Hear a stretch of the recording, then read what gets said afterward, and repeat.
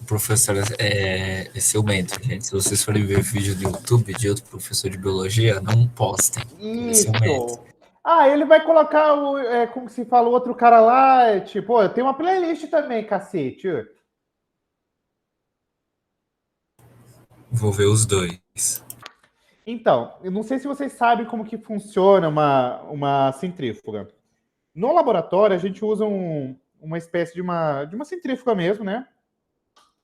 E aí, para ela funcionar adequadamente, a gente tem que fazer uma coisa que a gente chama de contrabalanço.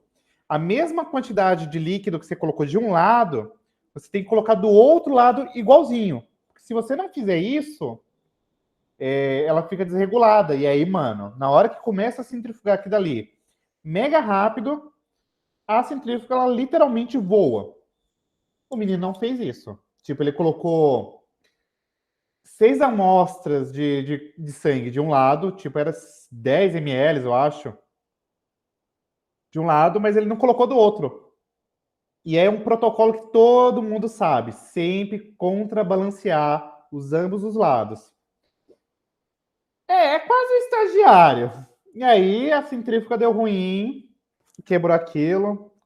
A centrífuga, só para vocês terem uma noção, juntando aí o reparo da parede, mais centrífuga, vai ficar em 100 mil reais. Como que a gente vai fazer isso? Não sei. Mas a gente vai fazer, vai dar um jeito e fé em Deus que o capeta cai. Beleza? Ah, da onde que a gente vai tirar a gata? Não sei. Então vamos lá? Pega de pezinho, né, meu amor? Sempre, sempre. Então, dando continuidade, eventualmente tem alguém aqui que não estava na segunda-feira? Que veio hoje. Então, prazer, Camille. Prazer, Marcela. Então, vamos lá. Só para situá-las, a gente vai fazer uma recapitulação daquilo que a gente viu na segunda-feira, mas bem simplificado. Eu não vou ficar entrando aí nos méritos, tá bom? Então, o que acontece? Na segunda-feira, a gente havia discorrido que o processo de respiração celular é um processo que está atrelado justamente com o quê? Produção, em essência, de ATP, certo? Que é a molécula energética aqui, que a gente precisa para fazer todas as atividades metabólicas de um organismo. Nós conceituamos ainda o que é metabolismo, e aí, para quem estava presente, eu havia comentado que o metabolismo nada mais é do que o conjunto de várias reações que acontecem no nosso organismo. E a ideia é que essas reações elas meio que são antagônicas, ou seja, você vai ter algumas reações que vão fazer síntese, construção e etc. Mas em contrapartida, nós teremos algumas outras reações que elas são reações que a gente chama de reações de degradação, de quebra. São as reações catabólicas. Beleza? Até aqui, vocês se recordam, Camille, Marcele, catabolismo, anabolismo, esse nome é comum a vocês? Uma reação anabólica, reação catabólica, sim, não, mais ou menos. A ideia essencial é o seguinte: toda e qualquer vez que nós pensarmos em reações anabólicas, serão reações atreladas com construção, com síntese. Então, seria quase que equivalente nós imaginarmos o seguinte: eu pego coisinhas muito pequenininhas e vou unindo-as para formar uma coisa maior. Então, as reações anabólicas, a essência dela é essa: é fazer construção. É quase que você imaginar, são pequenos tijolinhos que eu vou juntando para formar uma casa. E as reações catabólicas, por sua vez, elas estão mais ou menos atreladas com a ideia de você fazer uma reforma na sua casa. Você precisa quebrar lá os tijolinhos, certo? Então, reações catabólicas são isso. E a somatória entre reações anabólicas e catabólicas, a gente vai denominar aqui como metabolismo. Em essência, a gente vai falar em especial aqui de metabolismo energético, ou seja, metabolismo associado com produção de energia. E aí vem a perguntinha. Crianças, a respiração celular seria um processo exotérmico ou endotérmico, para quem estava aqui na segunda? A gente vai liberar energia ou consumir, introduzir energia no sistema? Muito bem, é um processo exotérmico. Então, em essência, a grande sacada que vocês precisam se atentar é que essas reações elas acontecem e elas vão liberar energia, certo? E aí, para vocês terem um checkpoint, a gente comentou disso, ó. A energia que aqui é oriunda do processo de oxidação. Lembra-se o que era oxidação? Sim ou não? O processo de oxidação estava atrelado com o quê? Com ganho ou com perda de elétrons? Perda, muito bem. Então, toda e qualquer vez que nós fizermos menção a um processo de oxidação, é um processo no qual você vai ter perda de elétrons. Então, aqui a gente pode pensar em algumas reações que acontecem. Vocês se lembram quais eram as duas principais classes de reações que eu comentei, que estava associado com essa perda de elétrons? Tinham duas. Uma que estava associada com carbono. Lembra-se o nome dela? Reações de descarboxilização. Então, a gente pode pensar em reações de descarboxilização, que é basicamente a retirada de grupamentos carboxilas, e isso geralmente vai sair sob a forma de CO2, certo? E nós temos reações aqui chamadas de reações de desidrogenação, que é basicamente a retirada de grupamentos de prótons de hidrogênio. Isso daqui está claro para vocês ou não? Alguém está perdido? Sim, não, talvez. Marcele e Camille, vocês estão conseguindo acompanhar? Ou eu estou falando muito rápido? Digam aí, gente, para eu ter um termostato aqui para ajudá-los. Então, beleza. A ideia é isso. E aí nós comentamos que o objetivo da respiração celular é fazer o quê? Produzir ATP, que é a moeda energética. O ATP a gente chama de adenosina, e aqui eu não corrigi novamente, né? Trifosfato, que é basicamente o seguinte. Como eu falei para vocês, eu tenho 3 grupamentos fosfatos e toda vez que eu rompo esses grupamentos fosfatos, eu libero energia, tá? E é uma energia assim cavalar, é muita energia. A pergunta que não quer calar é a seguinte: eu consigo armazenar ATP na célula? Sim ou não? Não. A resposta é não, Camille. A grande sacada é o seguinte: nós produzimos ATP e a grande ideia de produzir esse ATP é simplesmente produziu, consumiu, saca? A gente nunca armazena. O que a gente pode fazer é o seguinte: nós podemos armazenar algumas substâncias que eventualmente a gente pode direcionar para produzir energia. Mas armazenar ATP em si, não, tá bom? De boa? Então, assim, produziu ATP, consome na hora, tá? Como eu falei para vocês, nesse processo de oxidação, de perda de elétrons, a gente vai ter algumas moléculas chamadas de NAD e FAD, que são duas moléculas que nós chamamos de moléculas carreadoras ou transportadoras ou aceptoras. A ideia é o seguinte: essas moléculas aqui, elas são importantes para pegar esses elétrons que são originados desse processo de oxidação da glicose. Então, a glicose está sendo degradada, ela está perdendo elétrons. E a gente vai pegando esses elétrons e colocando essas moléculas aqui. Essas moléculas aqui, NAD e FAD, elas estão na sua forma oxidada ou na sua forma reduzida?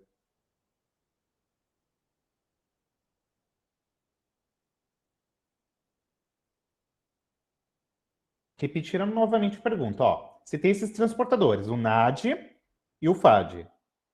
Dessa forma, NAD e FAD, está oxidado ou reduzido?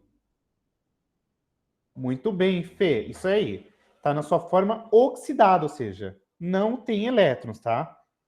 Agora, quando você recebe elétrons, por consequência, formando isso aqui, ó, Na de H ou Fá de H2, nós falaremos que aqui tem-se uma forma denominada como reduzida, tá bom? Pessoal, vocês querem que eu mude a cor da caneta ou pode deixar em vermelho mesmo? Deixa eu ver, eu vou tentar com amarelo para ver se melhora. Até aqui tá dando para entender de boa? Beleza. E aí, ó, a gente vai ver que lá no término do processo, a gente vai formar água e a gente vai ter um protagonista aqui, que é o oxigênio. E aí, a gente vai ver que no término da respiração celular, logo depois da glicólise, logo depois do ciclo de Krebs, logo depois da cadeia transportadora de elétrons, a gente tem, ó, liberação de CO2 e a água, tá bom? Até aqui, tem-se alguma dúvida? Alguma coisa não está claro? Podem falar.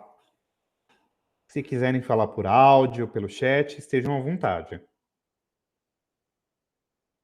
Então, beleza, vou prosseguindo aqui, tá bom? Mas perguntem.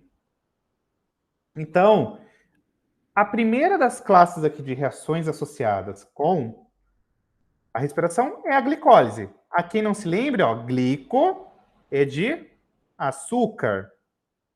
Lise, como a gente já comentou em outros momentos, significa quebra. Então, basicamente, é um conjunto de reações que visam fazer o quê? A quebra da molécula de glicose, certo? E essas reações, independentemente de acontecer no organismo eucarionte ou procarionte, elas acontecem numa região que a gente chama de citosol, ou simplesmente a gente pode falar que elas acontecem aqui no citoplasma, certo? A perguntinha: vocês se lembram o porquê que precisa ter tantas reações na glicólise? O porquê que a gente precisa ter tanta reação, 10 reações? Sim ou não? Ou alguém não sabe? Eu acho que a Marcela e a Camille, por não estarem aqui na segunda, eu acho que não devem saber, né? Mas a ideia é o seguinte, meninas. A gente precisa ter esse tanto de reações, porque no meio dessas reações, outros produtos entram. Outros produtos, perdão, não. Outras coisas entram, outras coisas são formadas. Por isso que a gente precisa entender que a glicólise, ela acontece com esse tanto de sequência, porque outras coisas acontecem no meio daquele caminho. Não é só pegar a glicose e formar piruvato, tá bom? Tem outras coisas no meio do caminho. A gente pode formar pentoses, a gente pode formar outros monossacarídeos, pode direcionar alguns grupamentos para outra coisa e etc. Tá bom? A ideia é essa. Eu preciso ter esse conjunto de reações para que eu consiga formar outras coisas no meio desse caminho. Tá bom? Beleza? Sim ou não, gente? Diga oi para minha assistente pedagógica, que ela vem olhar vocês. Tá com saudades? Tá aqui. Vai lá, meu amor. Então, a ideia é essa, tá, meninas?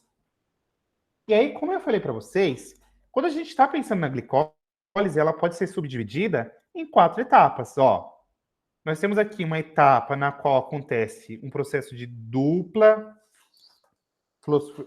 Eu faço aqui uma dupla o quê, gente? Que acontece na etapa 1? Vocês se lembram?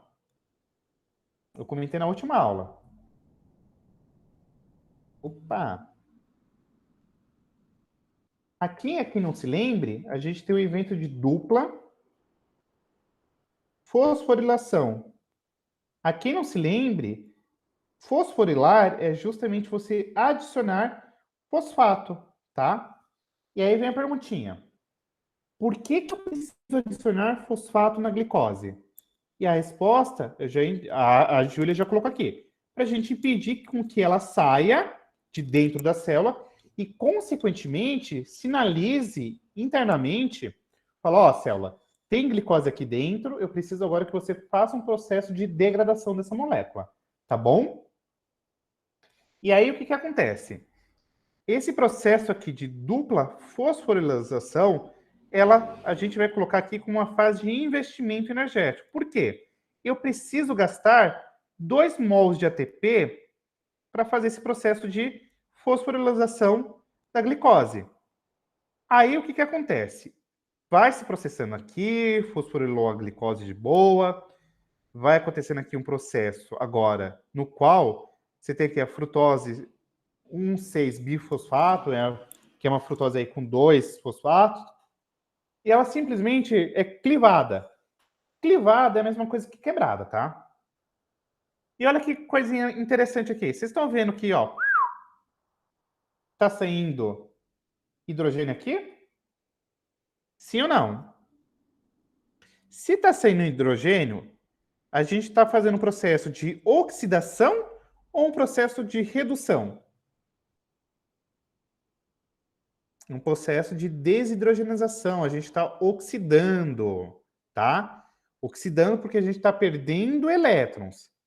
E, consequentemente, nesse processo de desidrogenização, por ação aqui de enzimas que a gente chama de desidrogenases, a gente vai ter um processo de oxidação e, consequentemente, a gente vai precisar aqui de aceptores, né? Ó, quem é o aceptor? O NAD. O NAD, ele pega esse hidrogênio que está sendo aqui liberado e forma agora o NADH mais hidrogênio. E aí percebam que agora o NADH é a forma reduzida. Mas o que eu quero que vocês entendam de maneira simplificada é que a glicólise acontece no citoplasma, envolve, a princípio, um processo de você fosforilar, ou seja, adicionar fosfato 2 vezes nessa molécula de glicose, e ao término desse processo, a gente vai ter alguns produtos. E aí eu já vou colocar aqui para vocês, ó. Vamos lá. Primeiro, quando a gente pensa na glicose, a gente tem que pensar que tem uma fase de investimento, certo? E aí, como eu comentei com vocês, essa fase de investimento está atrelada diretamente com o consumo de 2 moléculas de ATP, certo? Agora, a gente vai ter um segundo momento que a gente chama de fase de pagamento, ou seja, é aquele momento no qual a gente vai ter aí geração de alguns produtos nessa quebra da glicose. O que a gente acaba produzindo ao término da glicose, gente? Vocês se lembram? 4 moléculas de ATP, muito bem, Gil. Então, vamos colocar aqui, ó. 4 ATPs produzidos. O que mais que a gente acaba produzindo? 2 moléculas de NADH, certo? E, por fim, nós formamos aqui 2 moléculas de piruvato, ou vocês também podem chamar isso aqui simplesmente de ácido pirúvico. Tá bom? E isso a gente está falando daqui, ó, de rendimento. Opa, alguém está entrando, só um momento. Isso nós chamaremos essencialmente de rendimento bruto. Portanto, de forma bruta, você tem isso aqui, ó. Consumiu 2 ATPs, produziu 4 ATPs, 2 NADHs e 2 moléculas de piruvato. Mas, se a gente for olhar de forma global, a gente tem aqui o que a gente chama de rendimento líquido. O rendimento líquido é o quê? A gente pega aqui os 4 ATPs que foram produzidos nesse processo, subtraindo aqui, excetuando-se os 2 ATPs que foram consumidos a princípio, nós teremos aqui 2 ATPs, certo? E aí nós adicionaremos os demais elementos aqui. As 2 moléculas reduzidas aqui de NAD, então 2 NADH, mais 2 moléculas de ácido pirúvico, ou simplesmente o famoso piruvato. Posto isto, pergunto, está claro a todos vocês esse processo? Alguma dúvida? Perfeito. Aí, sejam sinceros comigo. É difícil pensar na glicólise? Sim ou não?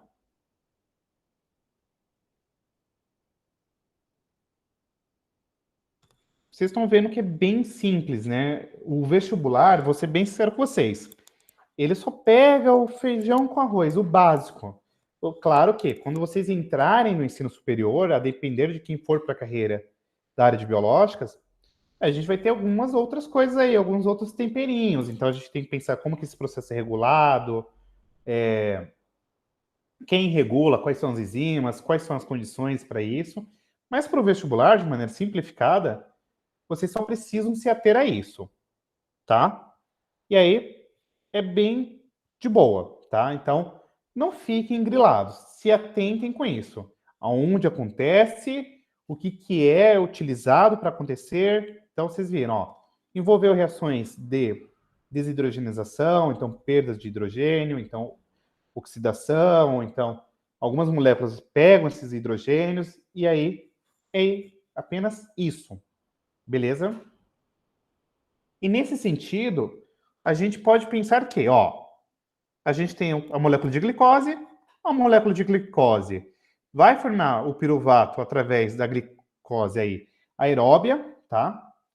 A gente pode falar, algumas literaturas colocam como anaeróbia. Eu coloquei a aeróbia aqui pelo seguinte, mais adiante a gente vai ver que esse processo está diretamente atrelado, mais adiante, com a presença do oxigênio como uma molécula receptora final de elétrons, tá? Quando vocês ouvem glicose anaeróbia, geralmente vocês vão se ater que o examinador está te falando de processo fermentativo, tá bom? Isso daqui ficou claro para vocês, o porquê que eu usei a denominação de glicose aeróbia?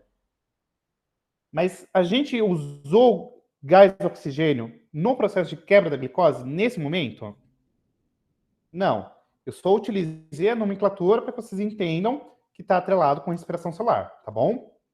Dito isto, entendamos que o ácido pirúvico, ele vai aí mais adiante ter alguns destinos.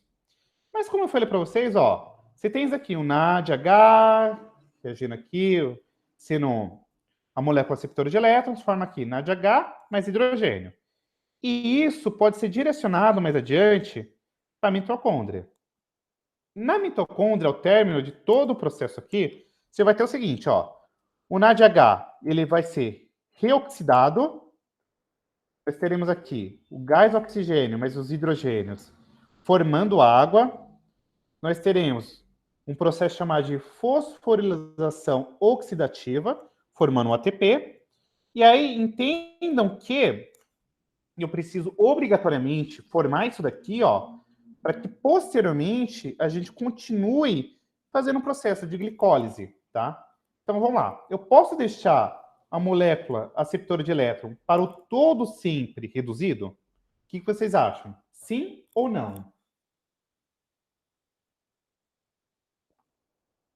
Não, né? Então a ideia aqui de sofrer um processo reoxidativo é justamente você disponibilizar novamente essas moléculas aceptoras de elétrons lá para o citosol ou até mesmo para o ciclo de Krebs, para que você consiga fazer esse processo de captura de hidrogênios, tá bom? Então entendamos aí que ao término do processo de respiração celular, você simplesmente meio que tem uma reciclagem das enzimas perdão, das moléculas aceptoras de elétron, para que consiga aí manter esse fluxo, beleza? Dito isto, como eu havia descrito a vocês anteriormente, vocês precisam saber para o vestibular, em especial, aonde acontecem esses processos. Aonde tanto que acontece a glicólise, aonde acontece o ciclo de Krebs, e por fim a cadeia transportadora de elétrons, ou simplesmente cadeia respiratória. O mais importante, existe uma quantidade exata de moléculas aceptoras? Então, depende muito da intensidade do processo metabólico, Gil.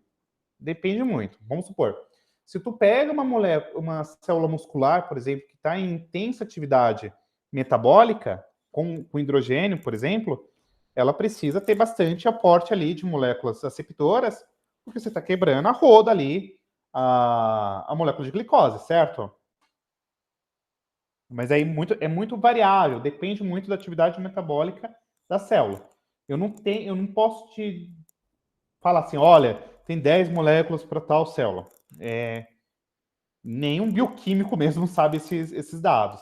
O que é mais importante você se ater é o seguinte: essas moléculas aceptoras, a função principal dela é fazer essa pega de hidrogênios, tá bom? Então, ela existe para receber elétrons, tá bom? É importante isso. O vestibular não vai te perguntar quantas moléculas aceptoras de elétrons vai ter numa uma molécula X. Claro que eu preciso até falar um pequeno detalhe para não deixar vocês confusos. Obrigatoriamente, opa, Luciano França, só um momento. Perfeito. O que vocês precisam se ater é que, na glicólise, quantas moléculas de NADH são produzidas? Isso, obrigatoriamente, você tem que saber, tá bom? Além disso, não precisa ficar se grilando aí com esses dados, não, tá? Mas o que é produzido em cada uma das etapas é essencial, crucial que você saiba, tá bom? Beleza? Alguma dúvida? Pedrão, se você quiser pontuar alguma coisa, esteja à vontade também, querido. O Pedro é professor de biologia, tá, gente? Aliás, se vocês não seguem ele, por favor, ir lá dar um biscoito para ajudar os amigos, tá? Mas lembrando que não é biscoito, é bolacha. E é isso. Beleza? Biscoito, nada de bolacha. É bolacha, sim. Tá sofrendo com frio aí, meu querido? Rapaz, sei o que está acontecendo. Na verdade, aqui, né, desceu de 20 graus, a gente já tá lascado. Imagina com 15. Olha, aqui na minha cidade agora... Ah, meu Deus, cadê o celular? Provavelmente... Olha, que delícia. Tá 6 graus. Que tá brincando? Que isso? De madrugada chegou a 3? Que isso, cara? Aqui tá chegando a 13, 14. Pô, já tô congelando. Aqui, imagina 6. Tá brincando. Sabe o que é isso, gente? Aquecimento global. Sabe o que é isso? Interferência do homem aí na natureza ao longo do tempo tá começando a ser cobrada, né? Você viu, Pedro, quanto que chegou hoje de temperatura no Canadá? Foi lá que bateu quase 50, seu... Aham. Vi sim. Bizarro, né, cara? Até passou hoje uma reportagem, pessoal, só divagando um pouquinho aqui do conteúdo, que teve gente que tava brincando de bonequinho de neve, teve uma mulher que colocou um copo d'água fora de casa, congelou, a pessoa achando super lindo e tal. Só que assim, enquanto a gente tá brincando com isso, é um indicativo que o bagulho não tá bom não, viu? E aí o pessoal tá achando tudo muito lindo, né? Ah, eu queria brincar de Frozen, mas cuidado, gente. Tá? Mas, Pedrão, quer pontuar alguma coisa aqui, querido? Cara, acho que a gente segue uma linha muito parecida, né? Nesse assunto de respiração celular, até que já conversamos bastante sobre esse assunto diversas vezes, né? Eu não sei se todo mundo aqui é de São Paulo, mas... E também não sei se você falou ou se vai falar também, mas aqui no Rio é um dos assuntos que a gente acaba, primeiro, aprofundando mais um pouco, porque a UERJ gosta muito, muito, muito mesmo, né? E aqui a gente acaba dando tanto esse saldo novo, quanto aquele saldo antigo, né? O retrô de 36, 38, por conta da... Porque ainda é muito cobrado aqui, assim, dessa forma, né? E o novo, apesar de nunca ter caído aqui, mas se tu pegar o livro de ensino médio do Amabis, pelo menos desde 2015 ou 2016, ele já pontua isso aí, né, cara? E se você não falou ainda, cara, ou se já falou, eu não vi, foi mal, mas dá uma moral pra galera de inibidor e desacoplador, que até no Enem já caiu isso aí, né? Os desacopladores, né? como remédio para emagrecimento, que a gente não deve usar, por sinal, né? Mas enfim. A gente começou a aula passada, Pedrão, com uma questão do Enem que falava sobre isso. Do dinitrofenol. Já caiu na UERJ isso. Também, na discussão da UERJ. Mas a gente Maldito vai pontuar isso aqui dinitrofenol. Mas eu vou pontuar isso aí mais adiante na aula. Mas vocês estão vendo, né, gente? Não tem muito segredo. Então, o Pedro, por exemplo, que dá aula lá no Rio, o padrão é esse, gente. Não tem para onde fugir. Beleza? O detalhe que eu queria só atentar aqui nesse slide é quanto isso daqui, né? Que eu falei para vocês, ó. Lembram-se que eu falei que quando a gente está falando de um procarioto, tem aquele lance da membrana interna que está mais voltada para a fase do citoplasma? Lembram-se qual era o nome daquele processo lá de invaginação da membrana? Se eu contar a fofoca para vocês, vocês vão ficar passados em Cristo. A gente ensina o mesossomo no ensino médio, né? Mas se eu falar para vocês que isso daí não existe na prática, vocês vão ficar putos de ódio comigo. Não existe, gente. Mesossomo é uma coisa que a gente simplesmente explica para vocês aqui no ensino médio. Mas quando você for lá para a microbiologia do ensino superior, a professora vai olhar para sua cara e vai falar, mano, te iludindo para o todo sempre, que isso aqui não existe. Na verdade, Gil, o mesossomo ele não é bem um processo de invaginação. Seriam alguns glânulos que eles ficam aderidos na porção interna da membrana plasmática de procariotos, tá? Mas a grande sacada é que vocês precisam se ater que a grande coisa aqui associada com o mesossomo é justamente que ele meio que mimetiza, tá? Ou seja, ele finge ser as cristas mitocondriais. Então, é isso que garante que aconteça o processo aqui de cadeia respiratória em procariotos, por exemplo, tá bom? Mas nunca vi vestibular perguntando isso. Você já viu, Pedrão? Perguntando de mesossomo associado com respiração propriamente dita? De mesossomo associado a? Respiração, cadeia respiratória? Não. Questão né? assim de ensino médio, você está falando? É. Não, até porque no ensino superior a gente tem muito aquela linha de que eu estava aqui mutado, não estava escutando muito bem, que não existe, né? De fato, ele não existe, né? Inclusive, Então. eu quando estava ainda não me lembro se estava no mestrado ou no doutorado, eu ainda vi alguma coisa no sentido da existência dele, alguns professores ainda falavam como tal. Mas a gente fala no ensino médio, nesse lance da ligação dele com a respiração e tal, mas nunca vi cair nada que não seja perguntando dele ter função na respiração celular em procarioto. Nada além. Tá vendo, gente? É isso. Então, não fiquem aí loucos da vida. Tanto é que eu e o Pedrão, a gente adora um livro chamado Microbiologia de Brock. Opa! De Brook, né?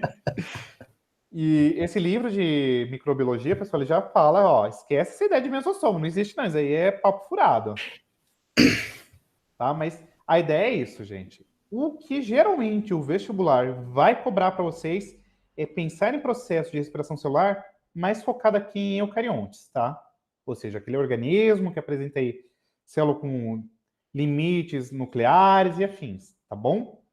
Dito isto, eu quero que vocês se atentem ainda em especial que quando a gente fala de ciclo de Krebs e cadeia respiratória, embora eu tenha posto aqui que ocorre na mitocôndria, o fato é que esses processos eles acontecem em porções diferentes da mitocôndria. O ciclo de Krebs ele acontece numa região que nós denominamos como matriz mitocondrial, tá bom? E a cadeia respiratória acontece num local chamado como crista mitocondrial. Beleza?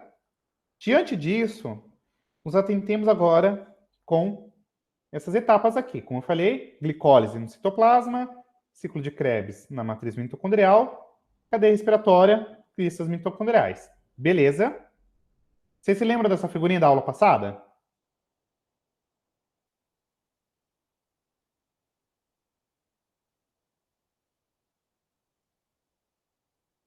Muito bem.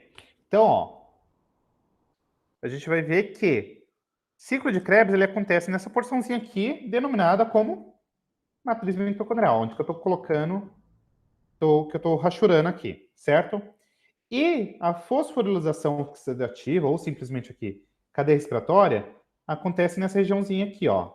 Deixa eu até mudar de cor, por descargo de consciência, para vocês conseguirem visualizar, ó. Essa porçãozinha aqui, as preguinhas, essas dobrinhas, que são as famosas cristas mitocondriais. Beleza?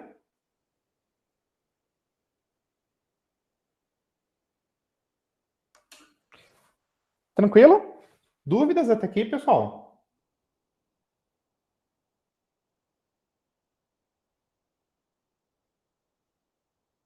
Beleza. Então, dito isto, vamos lá. Dá uma olhadinha aqui na mitocôndria, a protagonista tanto do ciclo de Krebs quanto da cadeia respiratória. Quando você dá uma olhadinha aqui na mitocôndria, o que vocês precisam se atentar, ó. Ela tem algumas porções que a gente chama ó, de espaço intermembranas. Você tem aqui a membrana interna, que são aquelas porçõezinhas lá, as preguinhas que eu falei, que são as cristas mitocondriais. Membrana externa e etc. Detalhe. Vocês se lembram por que a mitocôndria ela possui uma dupla membrana? Está associada aí com uma teoria. Alguém se lembra qual que é o nome da teoria do surgimento das mitocôndrias? Isso daqui cai no vestibular. Porque antes era uma bactéria? Será, gente? Vamos tentar dar uma refinadinha nessa resposta. Qual que é o nome da teoria? O primeiro ponto é esse. Você se lembra o nome da teoria? Um segundo. Darei até 2. Olha, eu gosto assim que a Júlia é uma pessoa competitiva, ela quer falar. Eu esperava que o Léo tivesse comentado com vocês. Teoria da endossimbiose. Isso! Consegui lembrar. Isso! Agora, isso, gosto assim. Tu merece ter um biscoito depois de uma dessa. A teoria endossimbiose. Olha que eu cobro, hein, professora? Eu vou cobrar o biscoito. Ah, minha filha, eu tenho uma péssima notícia para te dar. Você que teria que me dar o biscoito, tá? É claro, eu gosto assim de gente animada, tem que ser meio despirocada as ideias igual a mim. Senão, é isso. A teoria endossimbiótica, ela traz essa ideia que a mitocôndria nada mais é do que uma célula aí primitiva que englobou outra e deu origem a isso. O fato é que quando a gente fala de mitocôndria, geralmente a gente fala que ela é meio que a máquina de energia, né? Das células, né? Por quê? Porque é justamente nela que é onde vai acontecer a bagaceira. E aí, o que vocês precisam se atentar em especial quando comenta-se aqui sobre mitocôndria? Primeiro, é uma organela membranosa. Lembram-se disso? A gente acabou de ver aqui, ela apresenta 2 membranas. Tem algum outro detalhe interessante para a gente comentar sobre a mitocôndria? Ideia é café demais, hein, Júlia? O Léo comentou com vocês que mitocôndria apresenta DNA próprio?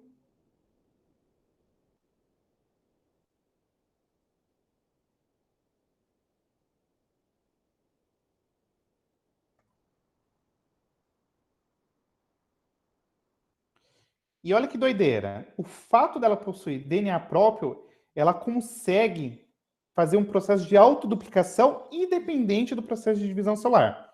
Ou seja, eu não preciso fazer com que a célula entre em divisão para que a mitocôndria consiga se dividir, tá? O que mais que a gente pode falar da mitocôndria? Quais são as duas regiões principais aqui quando a gente está falando de metabolismo? Ó, pensou na mitocôndria? Tem que se atentar que você tem que obrigatoriamente se lembrar da matriz mitocondrial, certo? E aí, na matriz mitocondrial, acontece quem? O famoso ciclo de Krebs. E a outra porção importantíssima são as famosas cristas mitocondriais. E nas cristas mitocondriais acontece o processo que nós denominamos como cadeia respiratória.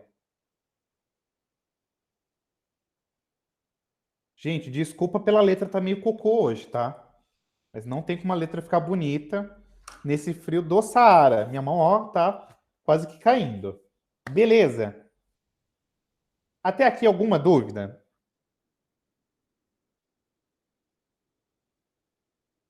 Beleza. Então vamos aí continuando para a gente falar. Primeiro passo que é importantíssimo que vocês se atenham. O que a gente... Oh, meu Deus do céu, socorro. Volta. Erros do EAD. Vamos lá. Lembra-se que eu comentei que no término do processo aqui de glicólise, a gente forma esse carinha aqui, né? Ó, piruvato. Certo? Quantas moléculas de piruvato eu produzi? A partir de 1 mol de glicose. 2, muito bem, very well. E aí o que acontece? Esse piruvato, quando ele passa aqui pela membrana externa da mitocôndria, ele sofre um processo de descarboxilização. Nossa, professor, o que é descarboxilização mesmo? Vocês se lembram? O que estava envolvido com a descarboxilização? Muito bem, a saída de CO2. Então, o ácido pirúvico, nesse processo de entrada na mitocôndria, ele sofre tanto descarboxilização quanto desidrogenização.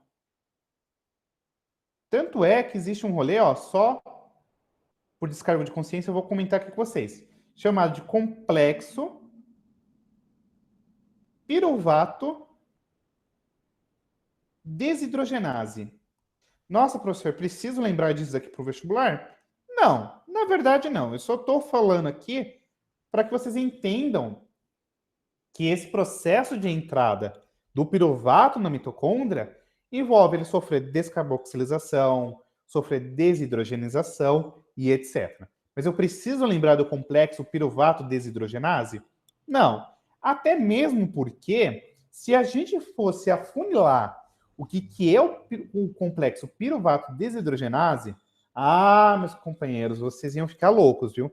Porque envolve 3 enzimas e é uma porrada de evento que acontece. Mas eu quero que vocês entendam que o ácido pirúvico, ao sofrer descarboxilização, libera CO2. Check. Então, ó, liberou CO2. Ele sofre desidrogenização, ou seja, você vai ter aqui a liberação de prótons de hidrogênio, que são capturados aqui pelo NAD, formando NADH. E aí, o que acontece? Nesse processo, tanto de descarboxilização quanto de desidrogenização, ele vai formar uma molécula que a gente simplesmente chama de acetil. E o acetil é uma molécula com 2 carbonos. Essa molécula com 2 carbonos, ela se liga a uma coisa que nós denominamos como coenzima A. E a coenzima A, ligada ao acetil-CoA, vai formar o famoso acetil-CoA. Já ouviram falar desse cara? Aí vem um momento fofoca para vocês. Falou de acetil-CoA é importantíssimo, porque esse cara, ele aparece em várias vias metabólicas. Em várias. O acetil-CoA, de maneira simplificada, pessoal, a gente pode imaginar ele como uma molécula extremamente crucial para o metabolismo, porque ele entra no ciclo de Krebs e ele pode simplesmente ser originado através de várias coisas, tá? E aí, o que vocês precisam se ater? O acetil coenzima A, que é esse carinha aí, que eu acabei de pontuar, é justamente ele que entra aqui no ciclo de Krebs, tá? Então, quem vai entrar no ciclo de Krebs? Acetil-CoA. Certo? O acetil-CoA, ele entra se ligando com uma outra molécula chamada de oxaloacetil. acetato. E olha que da hora. Essa molécula aqui de acetil-CoA, ela tem 2 carbonos. A molécula de oxalacetato tem 4 carboninhos. A união de acetil-CoA com oxalacetato forma uma molécula chamada de citrato, que tem 6 carbonos. E é justamente a partir desse momento que a gente vai ter aqui a oxidação total da glicose, tá? Só que um detalhe interessante é que nesse processo aqui de ligação do acetil-CoA com oxalacetato, você libera a coenzima A para que ela consiga se ligar com outro acetil e rodando o ciclo, tá? Só que vem aqui com o tio. Quantas moléculas de piruvato eu produzi mesmo? Eu vou ficar pegando pesado nessa pergunta várias vezes. 2, né? Então, vocês acham que quando a gente está falando do ciclo de Krebs, a gente está falando das 2 moléculas de glicose ao mesmo tempo? Ou a gente estuda individualmente?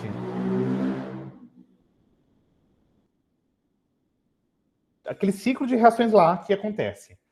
Eu estou falando dos 2 piruvatos, propriamente dito? Individualmente. E aí, para a gente fazer a somatória do processo, o que a gente vai precisar fazer posteriormente? Vamos lá, vai ter várias coisas produzidas aí no ciclo de Krebs, certo? Ao término do processo, eu preciso fazer o quê? O que vocês acham? Chorar? Entregar na mão de Deus? Chutar em dedo de Deus? Isso! Simplesmente multiplicar por 2, tá bom? Porque são 2 moléculas que entram no ciclo, tá bom? Dito isso, vamos aí, sem delongas. Por que o ciclo de Krebs é tão importante? E aí a resposta está nisso. Quando você olha o ciclo de Krebs, vocês vão ver que tem várias coisas que estão diretamente atreladas com o ciclo de Krebs. Tem vários produtos que entram aqui, ó. Você tem produção de pirimidinas, você tem produção, por exemplo, ó, de serina, glicina, cisteína, fenilalanina, tirosina, triptofano. Tem aqui formação de porfirinas, grupamento M e várias coisas. Nossa, professor, você está falando um monte de coisa aí, deu tela azul na nossa mente. Mas vem aqui contigo. Provavelmente o ProLéo comentou sobre bases nitrogenadas com vocês. Sim ou não? Adenina, timina, citosina, guanina, certo? Ele falou com vocês que existe 2 classes de bases nitrogenadas? As bases pirimidídicas ou pirimidinas e as púricas. Sim ou não?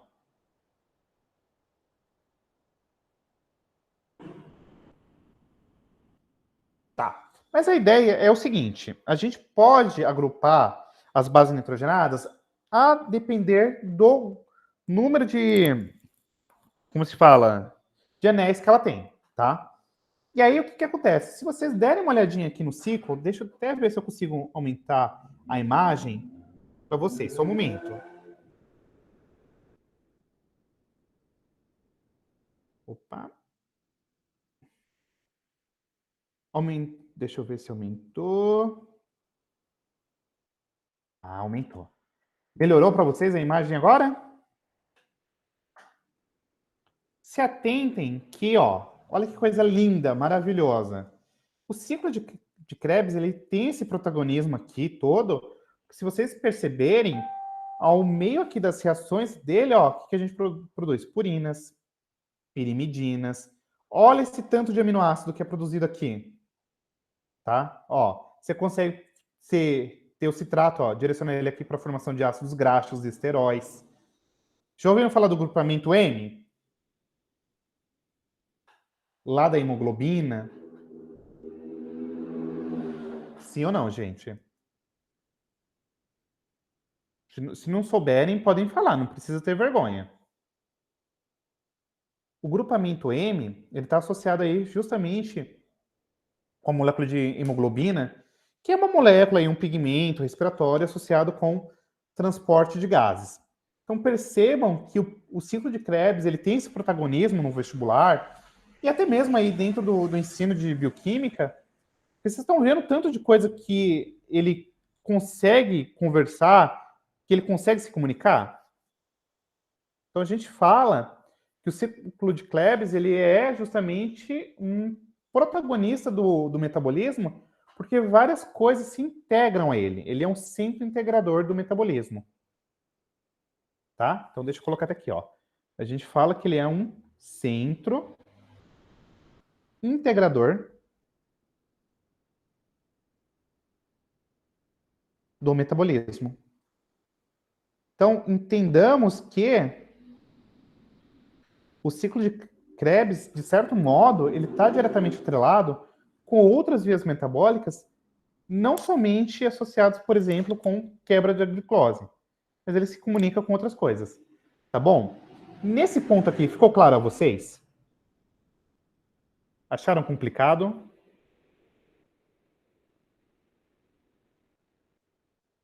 Eu fico preocupado, sim, de estar complicado ou de que vocês entenderam? Fala, Fê, o que você não entendeu, meu anjo? Ah, eu preciso saber disso aqui tudo? Não, gente, eu só trouxe essa curiosidade para vocês entenderem por que ele é tão importante. Ah, beleza, Gil. A sacada é o seguinte, a gente comenta com tanto carinho do ciclo de Krebs porque é um ponto de convergência de várias vias metabólicas. Então, várias vias metabólicas, de certo modo, elas meio que desembarcam aqui no ciclo de Krebs, tá bom? Fez sentido, Fê? Ou não? É que eu achei que eu tinha que saber cada coisinha que tem. Não, não é necessário. Por que eu trouxe isso daqui? Para vocês entenderem que o protagonismo do ciclo de Krebs está associado com o fato de ele comunicar-se com outras vias, tá? Não precisa saber isso aqui, não. Isso deixa para quem trabalha com isso, tá? Ó, por exemplo, eu não decorei isso aqui tudo, tá? O Pedro também duvido que ele tenha decorado isso aqui tudo. A gente tem uma noção aqui de que tem várias coisas que convergem. Mas saber ponto a ponto, olha, tem algumas coisas aqui que eu sei, desculpa. Mas isso porque eu trabalho com ensino de bioquímica. Mas vocês não precisam saber para o vestibular, tá bom?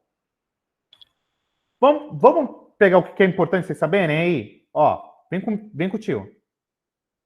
Então, olhou o ciclo de Krebs? Como eu falei para vocês, qual que é o nome da molécula que entra nele mesmo? Júlia, se você quiser falar com sua voz aveludada. A minha voz é aveludada. Claro, meu anjo. Acetil-CoA. Acetil-CoA. Então, o acetil-CoA aqui... Ô, meu pai do céu, volta. Ó, o acetil-CoA... Tinha quantos carbonos mesmo? O acetil-CoA, gente? Vocês se lembram? 2 carboninhos, né? O acetil-CoA se liga com o oxalacetato, forma um citrato. E aí, o que acontece? Ó, são 8 reações que acontecem aqui no ciclo de Krebs. Professor, preciso me atentar que são 8 reações que acontecem no ciclo de Krebs? Não. Mas o que você precisa entender de antemão é o seguinte. No ciclo de Krebs, vou até escrever aqui para vocês tomarem nota, ocorre oxidação total da glicose. Ou seja, lá na glicólise, a gente meio que quebrou ela parcialmente. Ela vai ser quebrada totalmente só no ciclo de Krebs, tá bom? Beleza? Então entendam que o ciclo de Krebs, quando a gente está falando de metabolismo de carboidrato, é justamente um ponto onde você vai quebrar totalmente a glicose. E aí entendamos, o que é oxidação mesmo? A oxidação é justamente a perda de elétrons, certo? E se, consequentemente, ocorre perda de elétrons, muito provavelmente nós teremos aí a formação de espécies reduzidas. E aí, o que acontece? O protagonismo aqui não vai ser somente do NADH, tá? A gente tem outro protagonista aqui, que é o FADH2. tá? Pergunta. Lembram-se quais eram o complexo de quem que o NAD e o FAD, quem formava eles? Quais eram as vitaminas? Ai, professor, socorro. Lá vem o senhor com essas perguntas. Vou dar esse pontinho.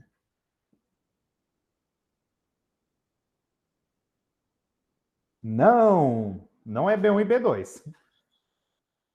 Estou calmo, estou calmíssimo. Pessoal, Vitinho, Matheus, Ariane, falem também, gente. B3 e B2. Tá, mas a B3 está associada com quem e a B2 está associada com quem? B3 o NAD e B2 o FAD. Que mulher, hein? Que mulher. Tão perfeita que até parece Coca-Cola. É isso mesmo. Então, ó, o NAD, ele é justamente uma molécula aí que é derivada da vitamina B3 e o FAD, que é a flavina, adenina, dinucleotídeo, é derivada aqui da riboflavina, que é a famosa vitamina B2. Beleza? Ah, professor, precisa saber que ofensa Coca-Cola errou. Teu nariz. Coca-Cola é a melhor coisa do mundo, gente. Não, não é a melhor. Nossa, a Coca-Cola faz tão mal, professor. Nossa, sério isso, professor? Meu amor, Coca-Cola consegue desentupir até privada. Ai, você toma pra desentupir o quê? Teu estômago? Também. Tá bom, então. A gente desentope todo. Mas a ideia aqui é vocês se atentarem com isso, beleza? E aí, o que vocês precisam se atentar? Ó, quando você fala do ciclo de Krebs, por molécula de piruvato, o que a gente vai ter aqui de produção? Ó, acompanha comigo as reações. Você tem aqui uma descarboxilização, outra descarboxilização. Portanto, tem aqui a formação de 2 mols de dióxido de carbono, certo? Você tem aqui uma desidrogenização, outra desidrogenização aqui e outra aqui. Logo, você vai ter aqui a formação de 3 NADH e a produção de 1 FADH2. Só que, olha que coisa linda. Você também tem a formação aqui de 1 mol de ATP, ou também a gente pode chamar de GTP. Ó, e GTP, adivinha com o que está associada? É com outra base nitrogenada. G que era mesmo, gente? Guanina? Guanina. A guanina trifosfato, tá? Logo, entendamos que, por molécula de piruvato, você tem essa produção aqui, ó. 2 mols de CO2, 3 NADH, 1 FADH2 e 1 mol de ATP. Beleza? Então, vamos olhar aqui essa figurinha ponto a ponto bonitinho. Essa primeira parte aqui, ó. Deixa eu pegar, eu vou mudar a cor aqui, porque esse aqui. Pronto. Ó, essa primeira etapa aqui, a gente falou que é a formação do acetil-CoA, certo?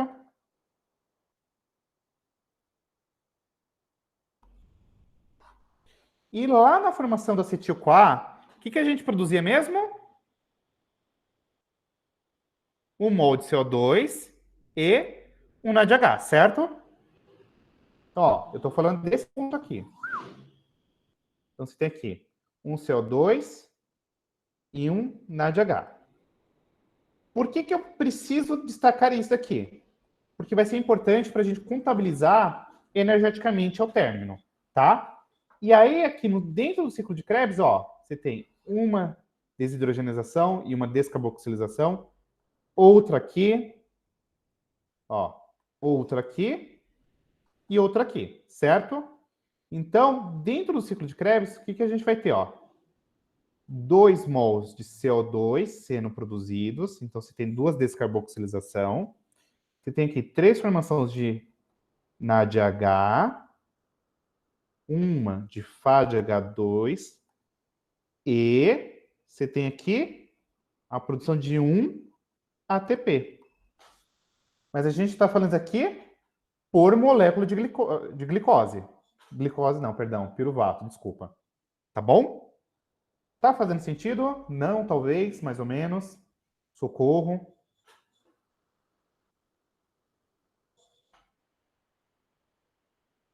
Estou anotando. Então anota aí. Se eu estiver indo muito rápido, vocês falem, tá?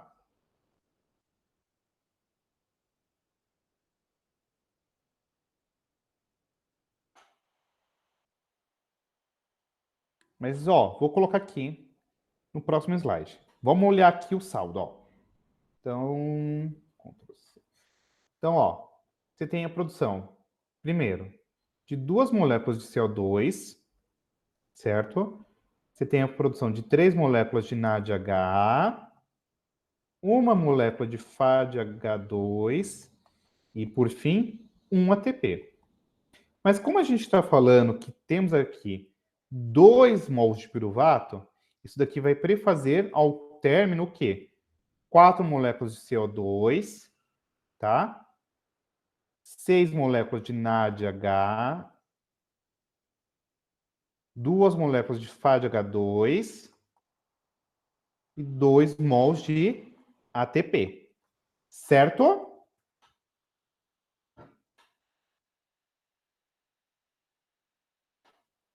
Fez sentido para vocês o porquê que eu coloquei o 2 aqui?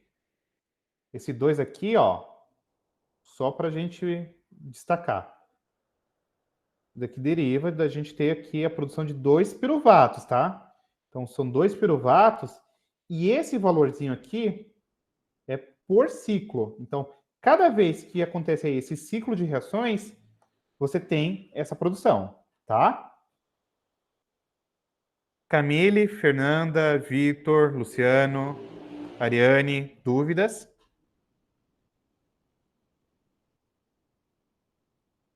Aí vem a perguntinha. É difícil o ciclo de Krebs? No ensino médio, não. No superior, talvez. Mas aí, tem muito segredo para guardar, gente? O que vocês precisam entender é que no ciclo de Krebs acontece a oxidação total, e aí por isso que a gente produz esse tanto de coisa, tá? Dito isto, a gente pode pensar que o ciclo de Krebs é onde que acontece. Deixa eu caneta aqui. A oxidação total da glicose, certo? A gente pode colocar aqui que é um centro integrador do metabolismo.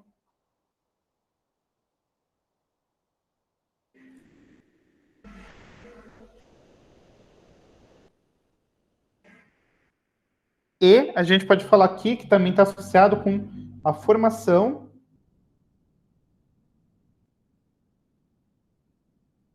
de espécies reduzidas. Por que reduzidas? Derivado aqui da oxidação total da glicose. Então, você vai ter lá o quê? A formação daquelas moléculas que eu falei para vocês. O famoso NADH e o famoso FADH2. É isso. Tranquilo? A ideia é essa. Pensou no ciclo de Krebs? Pensar que acontece várias quebras. É a oxidação total, é a quebra total da glicose. É um centro que integra várias vias metabólicas. E esse tem essas espécies reduzidas. E aí, importante. E ocorre na matriz mitocondrial. E isso daqui vocês não podem esquecer. Aonde que acontece cada um dos processos, tá? Esse ponto aqui é extremamente importante, ó. Então, é importante. Não que o que eu anteriormente tenha dito não seja importante, mas saber isso aqui é uma mão na roda para vocês resolverem vários exercícios, tá? E aí, por consequência, a gente entra agora na cadeia respiratória. aqui vem o momento mágico. Porque a cadeia respiratória é o momento final aqui da respiração celular. E o primeiro ponto que vocês precisam se ater é que ocorre nas cristas mitocondriais. Tá? Então, aqui é onde que acontece o processo final de tudo isso. Ou seja, toda essa quebra da glicose, em essência, pessoal, visa basicamente chegar nesse momento final, que é a cadeia respiratória. E a gente vai ver que aqui na cadeia respiratória, o que vocês precisam se atentar é que existe um complexo de várias enzimas que a gente chama de citocromos, tá? E aqui você vai ter um processo de reoxidação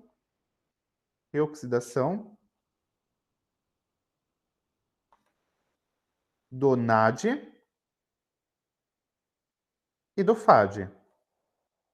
Ou seja, em essência, o que vai acontecer aqui é que conforme as moléculas de NAD e FAD vão passando ao longo desses complexos aqui de enzimas, você vai ter um processo de reoxidação e a gente vai ver que ao término desse processo você vai ter a liberação tanto de NAD quanto de FAD para retornar tanto para o ciclo de Krebs quanto para a região citoplasmática.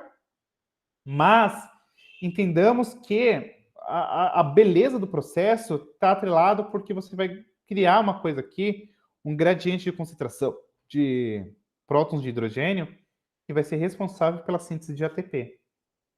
Tá? Pois meu corpo pede comida. Beleza. Pessoal, tá fazendo sentido?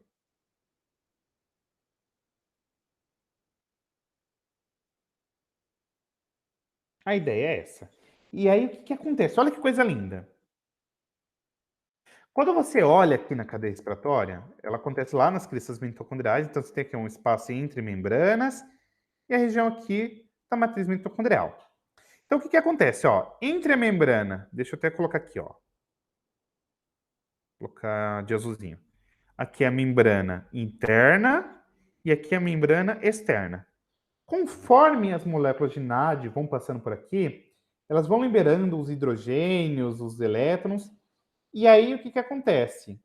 Nesse espaço entre a membrana interna e a membrana externa, vai aumentando drasticamente a concentração de hidrogênio. Vai aumentando. Vai jogando hidrogênio, joga, e a gente vai perceber que isso vai estar associado com uma coisa que a gente chama de gradiente eletroquímico. Vamos escrever aí, ó. Então, vamos dar nome aos bois. Gradiente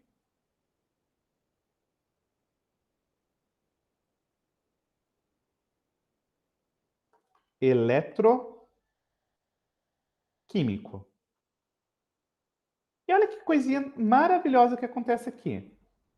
Vocês estão vendo que são várias enzimas que estão aqui meio que jogadas nessa membrana? O Proléo comentou com vocês sobre membrana plasmática? Sim ou não?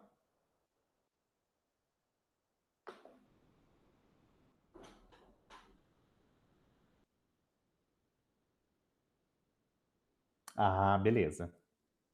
Um detalhe interessante é que eu quero que vocês se atentem que os componentes aí da membrana, da cadeia transportadora de elétrons, eles estão organizados num gradiente nos potenciais de redução. Ó, então, deixa eu escrever aqui.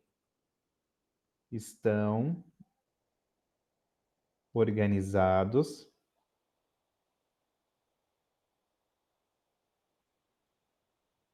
em ordem crescente de potencial de redução. Ou seja, o que é redução mesmo, gente? Receber elétrons, né? E aí o que acontece?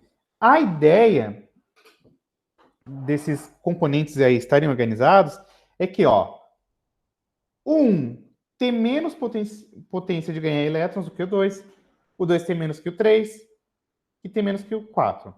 Mas, ó, conforme vai passando aqui, a tendência é que o 2 ganhe mais do que o 1, o 3 ganhe mais que o 2 e o 4 ganhe mais que o 3. Beleza? A ideia é essa. Então, ele vai pulando através desses citocromos e cada vez que esses elétrons vão pulando, a gente vai tendo essa redução. Beleza? Tá fazendo sentido para vocês? Ou não?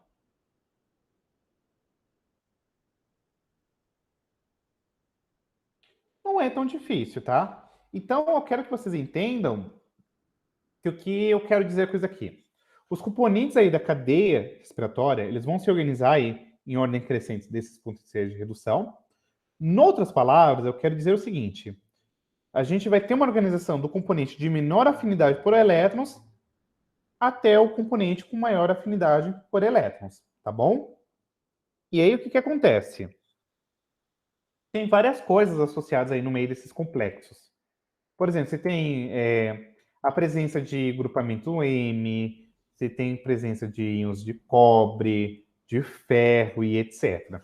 O Proléo comentou com vocês, por exemplo, não somente o Proléo, ou até mesmo algum professor já tenha comentado sobre as macromoléculas e micromoléculas, sais minerais e etc. Por exemplo, eu preciso de ferro, porque se eu não tiver ferro, isso daqui não acontece. Se eu não tiver cobre, isso daqui não acontece, tá? Então, isso daqui é extremamente importante para que aconteça isso, tá?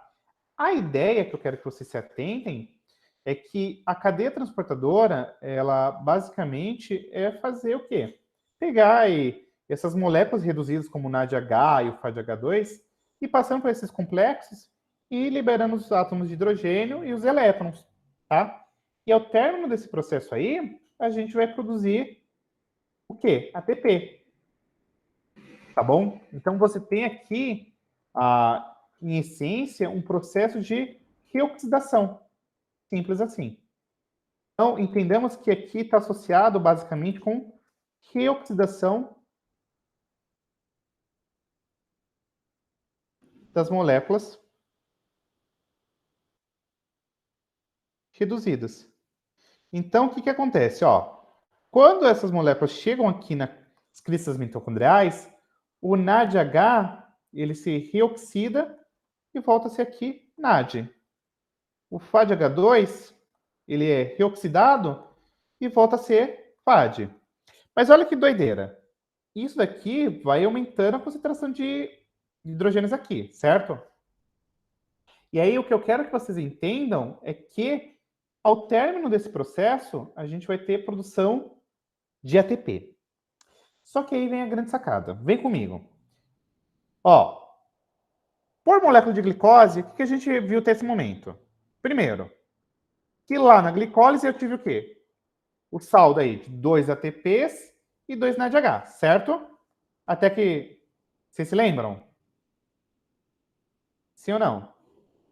Beleza. Lá na formação do acetil-CoA, eu tive a produção o quê? De 2 NADHs, certo? E no ciclo de Krebs, o que eu tive? 6 NADHs, 2 ATPs e 2 FADH2, certo? Aí vem o pulo do gato. Geralmente, eu acho que vocês já devem ter ouvido. Na respiração celular você tem a produção de 36 ou 38 ATPs. Sim ou não? Eu já fui desiludida disso na aula passada. Fiquei muito triste porque me ensinaram errado. Então, tudo bem. Então, ó, classicamente a gente fala isso, ó, que cada molécula de NADH forma 3 ATPs. E cada molécula de FADH2 forma 2 ATPs. Então, vem com o tio, ó. Se eu tenho 2 NADHs aqui, ó. Então, eu tenho 2 NADHs da glicólise, mais 2 da formação do acetil-CoA, mais 6 do ciclo de Krebs. Então, eu tenho quantos NADHs? 10 NADHs. E aí, cada NADH é responsável por formar 3 ATPs. Então, eu tenho aqui o quê? 30 ATPs, certo? Check? Sim ou não?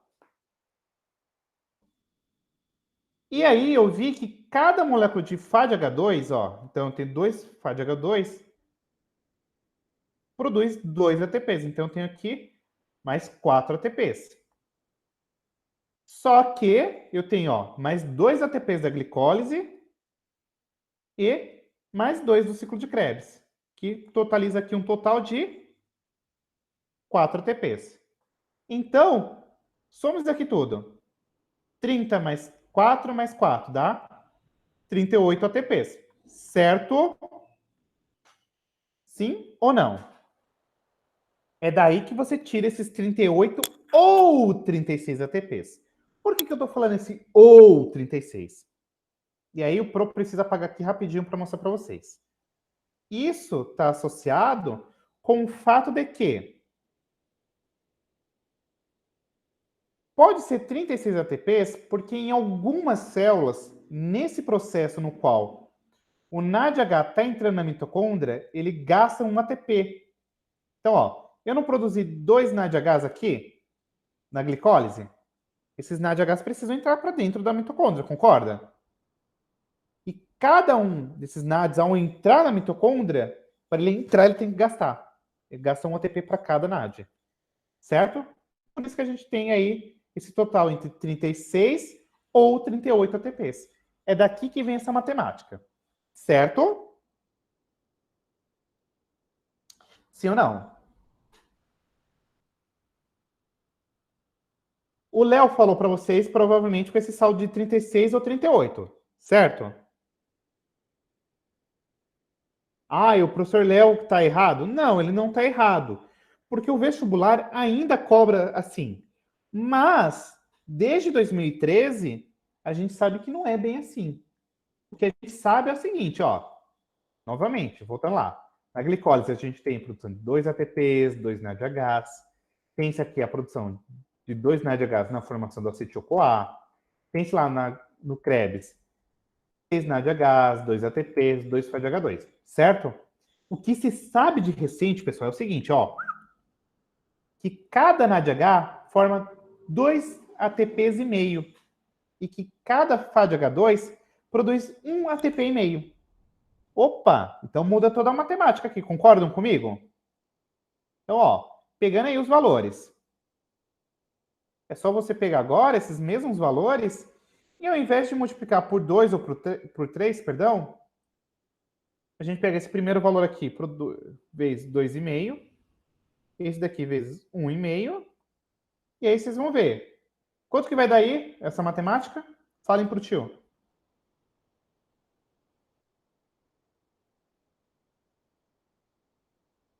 Vocês sabem matemática? Ai, professor filho da puta, né?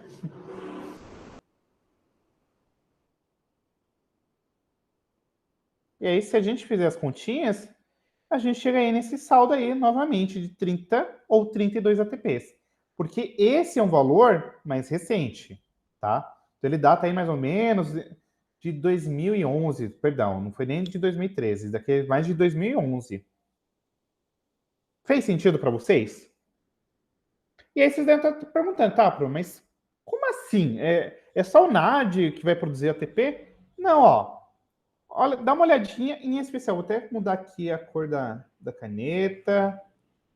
Vou pegar aqui a marca texto e eu vou colocar um coração em uma parte. Aqui está o pulo do gato. Então, tem alguns vestibulares que eu já vi alguns privados aqui de São Paulo cobrarem. É porque é mais clássico, Gil, é mais consolidado. Tá? Por exemplo, você já deve ter ouvido falar na escola alguma vez sobre alça de Henle. Já ouviu falar? Que é uma parte lá do néfron, que é responsável por reabsorção de água, etc. O nome não é mais alça de néfron, é alça de Henle, perdão. É alça nefrática. Algumas coisas elas vão sendo atualizadas, tá? O grande rolê é isso daqui. É um processo denominado como fosforilação oxidativa. Opa! Esse nome aqui a gente já falou dele em outros carnavais, ó. Deixa eu pegar aqui o marca-texto. Esse nome aqui a gente já falou. Sim ou não? Já falamos desse termo, fosforilização, que é o que é fosforilização? Produzir ATP, né? E por que oxidativa? Porque a produção de ATP está diretamente atrelado com eu pegar essas moléculas aí reduzidas e oxidar elas. E olha o que acontece. Como eu falei para vocês, quando você pensa aqui na fosforilização oxidativa, você cria aqui um gradiente de concentração de prótons H+ aqui, né? Ó. Então, aqui fica extremamente concentrado, ó. Tem bastante H+ aqui no espaço intermembranas. E aí, o que acontece? Você tem uma proteína que a gente chama de bomba ATP sintase, tá? Ou simplesmente ATP sintase, que ela meio que fica rodando, tá? E aí, o que acontece? Conforme os hidrogênios vão passando para cá, pelo interior dela, ela permite a produção de ATP. Por quê? Ó, passa 3 hidrogênios, entra aqui, certo? E nesse processo, para voltar aqui para o espaço da matriz mitocondrial, você tem aqui, ó, o ADP, e aí o ATP ele se liga com fosfato inorgânico e produz o quê? O famoso ATP, tá? Então, o que acontece? A grande sacada é o seguinte, que essa bomba aqui, chama de ATP sintase, ela vai utilizar essa concentração aqui de prótons, tá? E aí, o que ela faz? Ela tenta fazer com que esses prótons que estão aqui naquele espaço entre a membrana interna e a externa voltem para dentro da matriz mitocondrial. E nesse processo de entrada, você tem aí a formação de ATP. Simples assim. Tá fazendo sentido para vocês ou não? Nossa, minha aula de hoje flopou, hein? Poucas pessoas chateadas. Eu quero é público! É isso, gente. Não tem muito segredo, tá? O que vocês precisam se atentar é isso daí, ó. O que é produzido, aonde que é produzido e etc. Tá? Tá bom? Simples assim. E aí, como eu falei para vocês, vocês só precisam aí, geralmente o vestibular vai te perguntar de rendimento, certo? E aí, o que a gente precisa saber, ó? Então, vamos escrever aí novamente, só para esquematizar. Na glicólise, eu tenho o quê? 2 ATPs e 2 NADH. Formação do acetil CoA. O que a gente vai ter? A formação aqui de 2 NADHs, certo? E aí, por fim, nós temos que pensar aqui no ciclo de Krebs. E aí, no ciclo de Krebs, o que a gente falou? Que você tem a produção aqui de 2 ATPs, 6 NADH e 2 PADH. H2, perdão. E aí, você só vai fazer a somatória desses elementos, né? Ó, então, vamos lá. 2 ATPs da glicólise, mais 2 ATPs do ciclo de Krebs, dá 4 ATPs. Vamos pensar agora aqui no NAD. 2 mais 2 mais 6. Dá 10 NADH. E aí, 2 FADs. E aí, você pode fazer simplesmente, intuitivamente, que 1 NADH, ele produz 3 ATPs. E 1 FADH2, classicamente, ele produz 2 ATPs, certo? Mas, em contrapartida, você pode ter ainda o quê? Que 1 NADH produz 2,5 ATP. Isso daqui é atual, tá? Ó, então, deixa eu colocar aqui, atual. E 1 FADH2 produz 1 ATP e meio. Mas posso dar uma dica para vocês?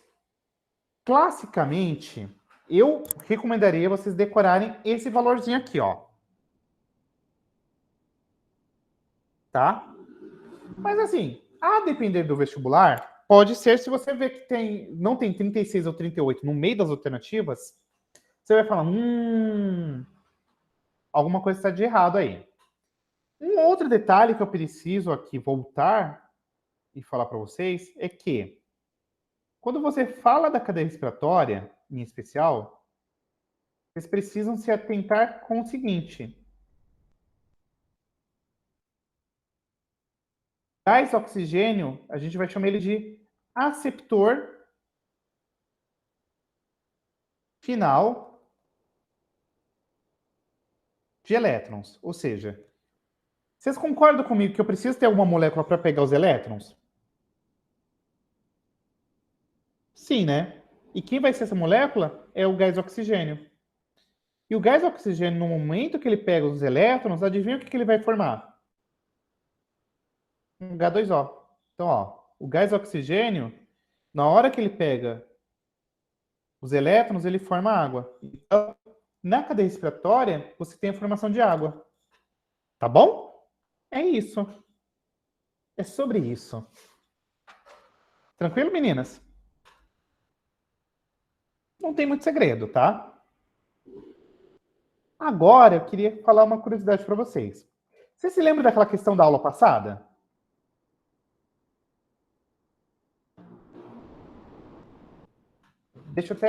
Eu vou até parar de compartilhar aqui e mostrar ela novamente. Espera aí, calma, Camila. Eu vou mostrar para vocês agora. Eu gosto da bagaceira.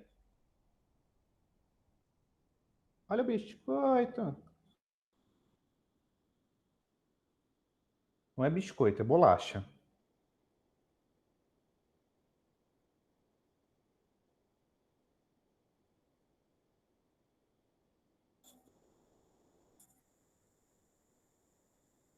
Apareceu a questão para vocês?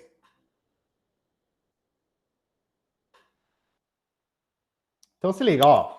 O 2,4 dinutrofenol, chamado de DNP, é conhecido como desacoplador da cadeia de elétrons na mitocôndria e apresenta um efeito emagrecedor. Contudo, por ser perigoso e pela ocorrência de casos letais, o seu uso como medicamento é proibido em diversos países, inclusive no Brasil. Na mitocôndria, ó, aí vem a dica, ó. Na mitocôndria, essa substância captura no espaço intermembranas, ou seja, ó, vou até fazer um desenho aqui para vocês. Lembra que eu falei que tinha aqui o espaço da membrana interna, você tinha aqui a membrana externa, e entre essas membranas, entre essas duas membranas, eu tinha o espaço intermembranoso ou intermembranas? Sim ou não? Ficava entre a membrana externa e a membrana interna. Se liga, ó.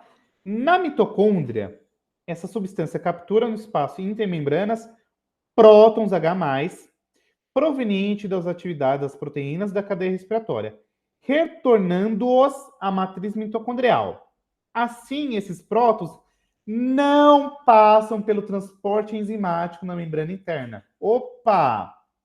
Se liga. Transporte enzimático, a gente está falando de quem? Da ATP sintase. Lembram que é ATP sintase que produz ATP? Então vem cá, se não está passando pela ATP sintase, vou produzir ATP? O que vocês acham? Sim ou não? Não, né?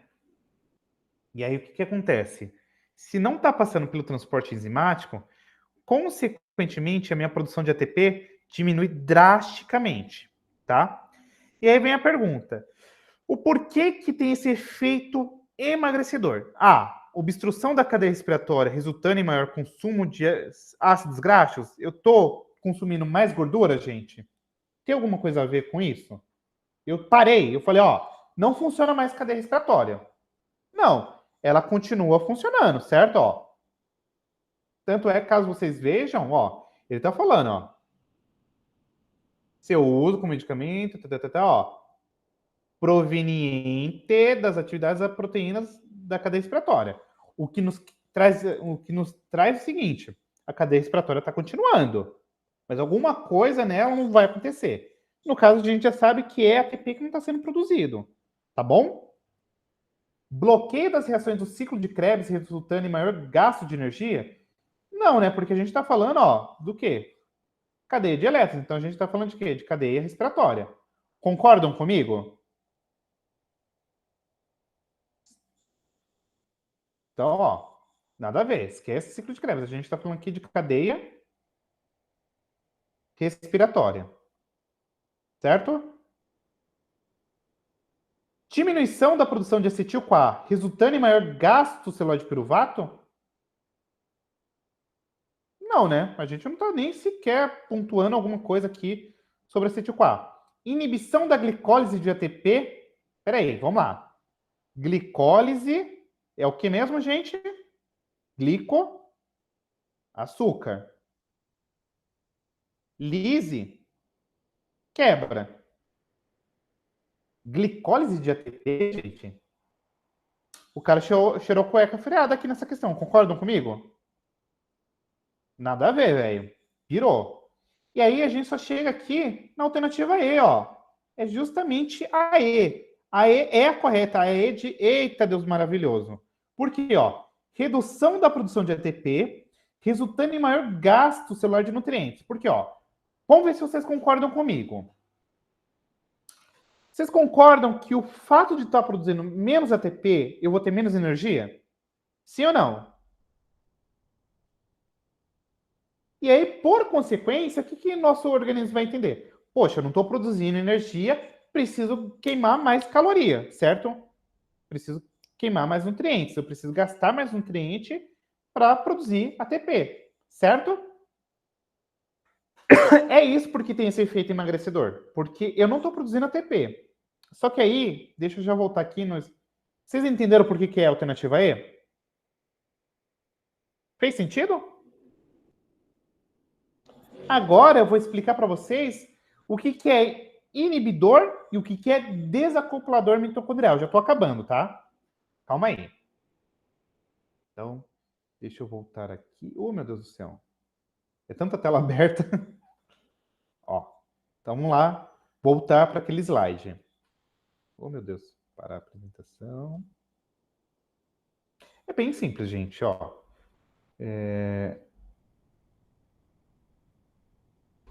A gente não estava falando de um medicamento chamado DNP? Sim ou não? E aí, ó, adivinha quem é o DNP? Esse carinha aqui, ó. E aí, o que o DNP ele é? Ele é o que a gente chama de desacoplador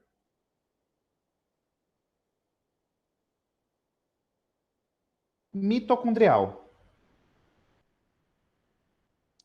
O desacoplador mitocondrial é basicamente o seguinte: ele rouba os hidrogênios aqui do espaço intermembranas, tá?